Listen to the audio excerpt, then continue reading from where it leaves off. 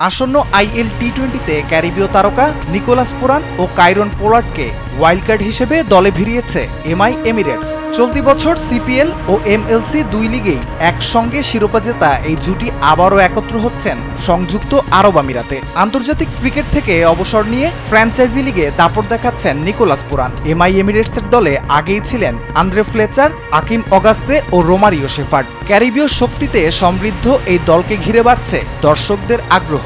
আগামী 2 ডিসেম্বর থেকে 4 জানুয়ারি পর্যন্ত আবুধাবি, শারজা ও দুবাইতে অনুষ্ঠিত হবে আইএল টি-20-র চতুর্থ আসর।